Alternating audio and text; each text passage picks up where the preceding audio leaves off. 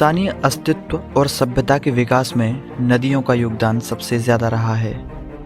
दुनिया की बड़ी से बड़ी और महान सभ्यताओं का जन्म नदियों के किनारे ही हुआ है। नदियों ने इंसानों को बहुत कुछ दिया है, वो चाहे कृषि के विकास से लेकर पीने योग्य पानी हो या जलीय व्यापार से लेकर बस्तियों की बसावट हो। नील नदी भी ऐसी ही एक नदी है जिसके तमाम रहस्यों का खुलासा आज हम करेंगे।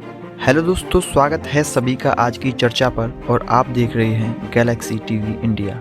जो लोग आज नए जुड़े हैं वो चाहें तो चैनल को सब्सक्राइब करके बेल आइकन दबा सकते हैं। तो चलिए शुरू करते हैं आज की चर्चा। नील अफ्रीका महाद्वीप की सबसे बड़ी झील विक्टोरिया से निकलती है, जो युगांडा, केन्या और तंजानिया की सीमाओं में फैली हुई है। नील की दो प्रमुख सहायक नदियां हैं, पहली व्हाइट नील और दूसरी ब्लू नील।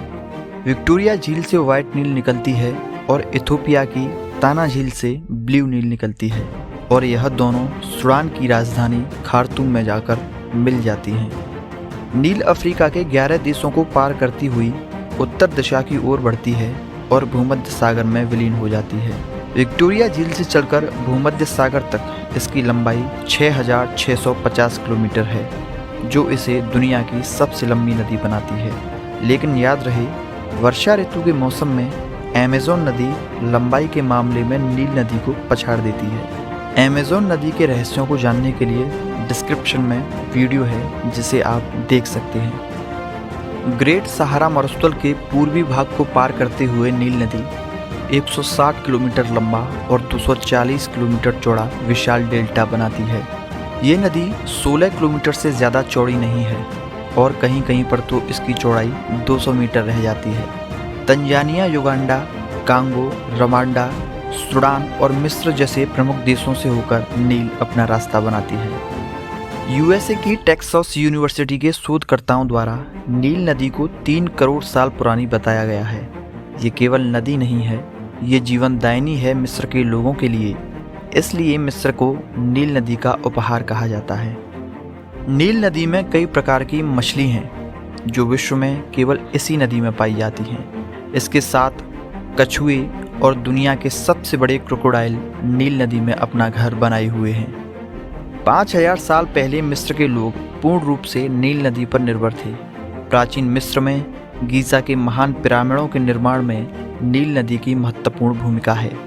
पिरामिडों में इस्तेमाल होने वाले पत्थर इसी नदी में नाव के सहारे ढोकर लाए जाते थे, क्योंकि पहले नील नदी की एक धारा पिरामिडों के पास होकर बहती थी, लेकिन अब प्राकृतिक बदलावों के कारण नील पिरामिडों से दूर होकर बहती है।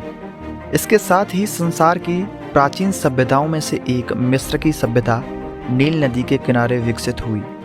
इस सभ्यता में नील को एतेरू कहा गया, जिसका अर्थ है महान नदी। नील के किनारे उष्णकटिबंधीय घास के मैदान हैं, जिन्हें हम सवाना के नाम से जानते हैं। ये सत्य है कि नील नदी ने ही सवाना घास के मैदानों को पैदा किया, जिसमें तमाम पशु पक्षियों का बसेरा है।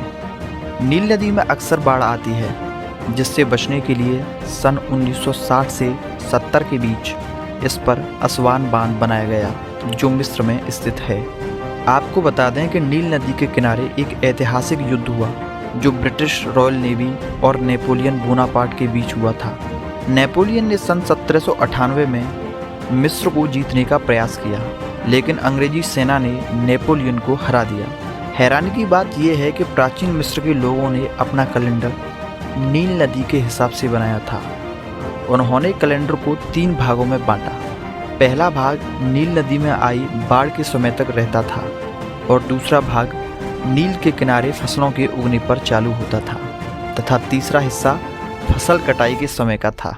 और यही कैलेंडर आज तक मिस्र के लोगों द्वारा उपयोग में लाया जाता रहा है। नील नदी के योगदान के लिए इसके किनारे बफाए नील नाम का उत्सव मनाया जाता है। तब से लेकर अब तक और अब से लेकर पता नहीं कब तक नील लोगों के जीवन में महत्वपूर्ण भूमिका निभाती रहेगी। हमें कमेंट करके बताएं वीडियो कैसी लगी और ऐसी ही इंटरेस्टिंग वीडियो देखने के लिए चैनल को सब्सक्राइब करके बेल आइकन दबाएं।